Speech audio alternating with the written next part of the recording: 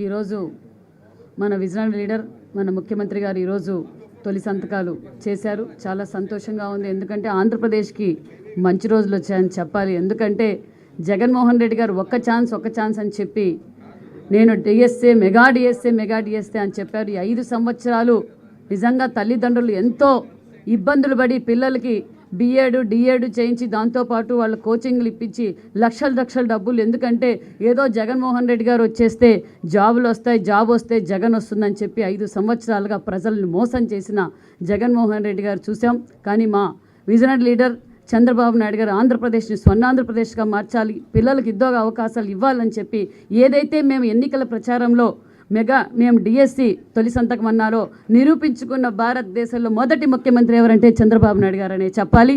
అంతేకాదు జగన్మోహన్ రెడ్డి గారు land titling చట్టాన్ని తీసుకొచ్చి గ్రామీణ ప్రాంతాల్లో కూడా చాలామంది ఇబ్బంది పడ్డారు. ఎందుకంటే ఈ జగన్మోహన్ రెడ్డి గారు అంచెలంచెలుగా మొదటగా ఏమన్నారంటే సర్వే అన్నారు. సర్వేలో ఏం చేశారు? సర్వే రాళ్ళు కూడా తను వేశారు. బ్రిటిష్ కాలంలో మనం సర్వే చేయించాం. బ్రిటిష్ కాలంలో కూడా ఇలాంటి పరిపాలన రాలేదు. కానీ ఈరోజు ఈ జగన్మోహన్ రెడ్డి గారి వల్ల సామాన్యమైన రైతు దగ్గర నుంచి ల్యాండ్ లార్డ్ వరకు కూడా చాలా ఇబ్బంది భయపడిపోయారు. ఏంటి ఈ యాక్టు? ఏదైనా సమస్య వస్తే కోర్టుకు కూడా పోవడానికి అవసరం లేదు, వైసీపీ గూండాల దగ్గరికి వెళ్ళి సెటిల్మెంట్ చేసుకోవాలా అని ప్రజలందరూ భయపడ్డారు.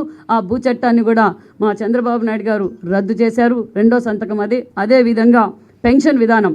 పెన్షను ఆ రోజు జగన్మోహన్ రెడ్డి ఎన్నికల ప్రచారంలో పెన్షన్ విధానాన్ని మొదలుపెట్టింది అన్న ఎన్టీఆర్ గారు.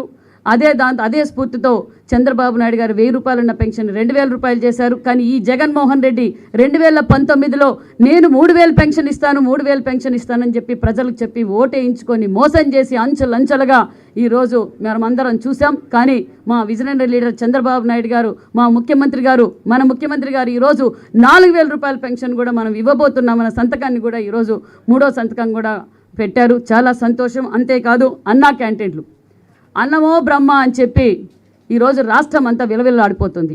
ఎందుకంటే జగన్మోహన్ రెడ్డి గారికి నిత్యావసర సరుకులు పెంచడం అయితే తెలుసు.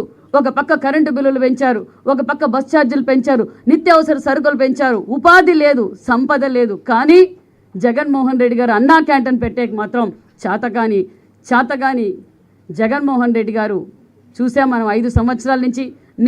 మేమందరం కూడా ఎందుకనే ఎన్టీఆర్ గారు అన్నా క్యాంటీన్ పెట్టారు, మన చంద్రబాబు నాయుడు గారు అన్నా క్యాంటీన్ పెట్టారు.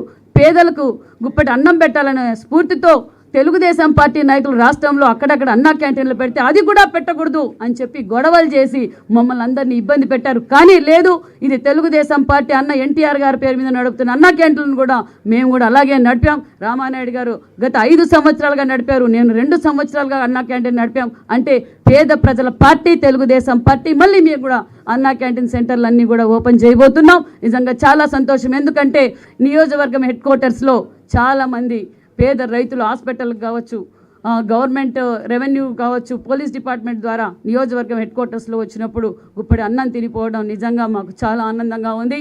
అంతేకాదు ఇంకా స్కిల్ డెవలప్మెంట్స్, ఎందుకంటే స్కిల్ సెన్సెస్, ఎందుకంటే ఇది వచ్చింది అంటే మనకు పరిశ్రమలు రాబోతున్నాయి.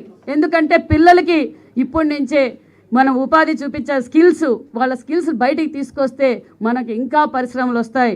చంద్రబాబు నాయుడు గారికి పరిశ్రమలు తేవడం తెలుసు, సంపద సృష్టించడం తెలుసు, సంక్షేమ పథకాలు ఇవ్వటం ఏంటో విజనరీ లీడర్ మన ముఖ్యమంత్రి చంద్రబాబు నాయుడు గారికి తెలుసు. అంటే ఇప్పుడు ఈ 5వ సంతకం పెట్టారు. స్కిల్ సెన్స్ మీద ఎందుకు పెట్టారు అంటే మరికొన్ని పరిశ్రమలు ఆంధ్రప్రదేశ్కి రాబోతున్నాయని శుభసూచకమని కూడా మీకు తెలియజేస్తున్నాం. అందరికీ నమస్కారం. ఆంధ్రప్రదేశ్కి మంచి రోజులు వస్తున్నాయనే విషయం అందరికీ తెలియజేస్తూ థ్యాంక్ యూ వెరీ మచ్. జై తెలుగుదేశం.